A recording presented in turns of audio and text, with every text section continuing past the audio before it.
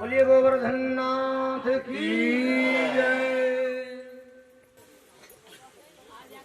इंद्र ने भयंकर बारिश करी, मूसलाधार बारिश सा। भगवान ने गोवर्धन नाथ को धारण किया, ब्रजवासियों की रक्षा करी।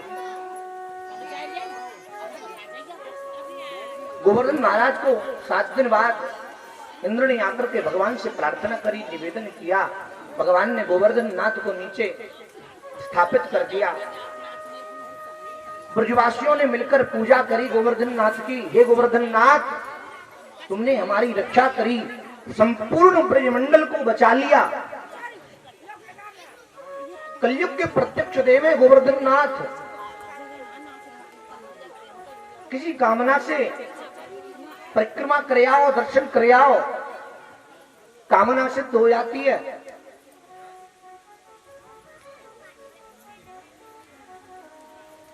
पुलस्त ऋषि ने यहां आकर के विराजमान किया था गोवर्धन नाथ को।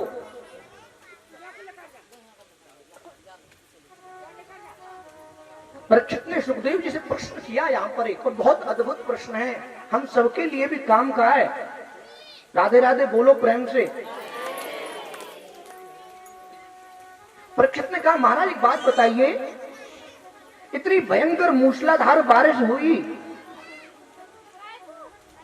ब्रजमंडल तो डूब गया होगा पूरा, कहां गया होगा? एक बूंदन 7 दिवस भई बरसा भारी, थके मेघ भारी जलधारी। कृष्णचंद्र ने नख पे धारे, नमो नमो ब्रज के रखबारे। एक बूंद न नीचे आई, जमीन पे एक भी बूंद नहीं आई। बोलो आश्चर्य है कि नहीं? 7 दिन बारिश हुई, 7 दिवस भई वर्षा भारी। ऐसे ऐसे मेघ भेजे इंद्र ने कि बहा दे, ब्रज को बहा दो, पर एक बूंद न नीचे आई, एक भी बूंद। परीक्षित कहता, महाराज बूंद नीचे नहीं आई, कितना जल गिरा, कहां गया सब? प्रेम से राधे राधे बोलो, कहां गया इतना जल? सुखदेव जी महाराज कहते हैं, परीक्षित याद करो त्रेता युग को, भगवान राम ने रावण इत्यादि राक्षसों का संहार किया, वापस अयोध्या धाम पधारे। माता सीता ने भगवान को कहा, प्रभु हमने ब्राह्मण का वध किया है, आपके हाथ से ब्राह्मण का वध हुआ है, क्यों न हमें ब्राह्मण भोजन कराना चाहिए?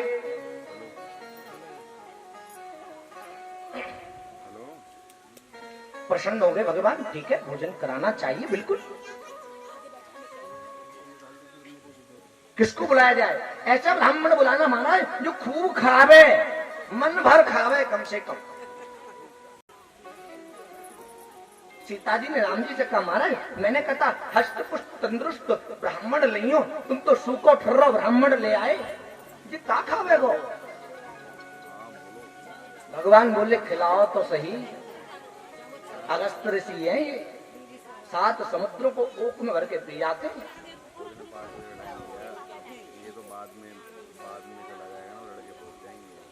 भोजन प्रारंभ हुआ, अयोध्या का आटा खत्म हो गया साहब, इतना खाया अगस्त ऋषि ने, चून खत्म है वो। घबराई सीता मैया, भगवान के पास पहुंची, प्रभु क्या किया जाए? भगवान बोले, कराओ भोजन, भोजन के लिए ब्राह्मण बुलाएं। बोले थोड़ा जल दे तो, जल बीच में, महाराज जल पियो थोड़ा। अगस्त ऋषि बोले, हम जल तब पीते हैं जब हमारा आधा भोजन हो जाता है, अभी तो आधो ना है भयो, समझो कितना खाया होगा। कुंभ है महाराज, कुंभ अगस्त ऋषि। अब तो सीता मैया बिलखने लगी, परेशान हो गई, क्या किया जाए। अगर ब्राह्मण से संतुष्ट न कर पाए तो ब्राह्मण का श्राप हो जाएगा, ब्राह्मण का श्राप मिल जाएगा, ब्राह्मण रुष्ट हो जाएगा।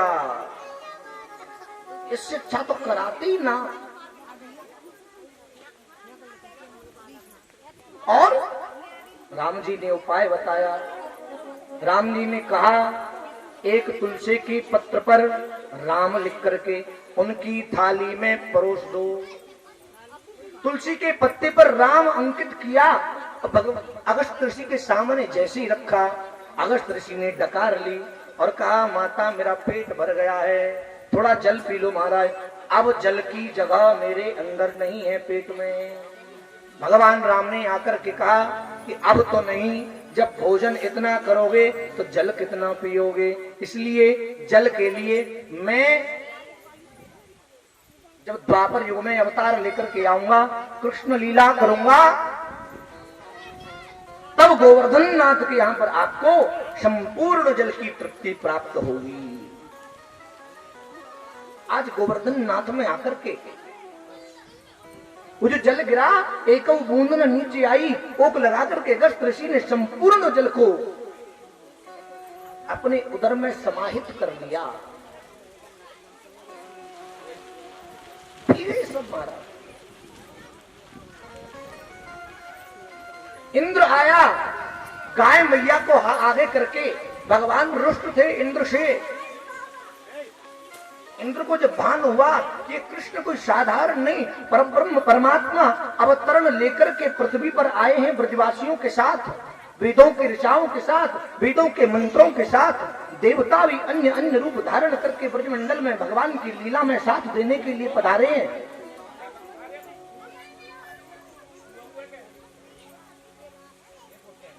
इंद्र ने भगवान का निवेदन किया, भगवान की प्रार्थना करी।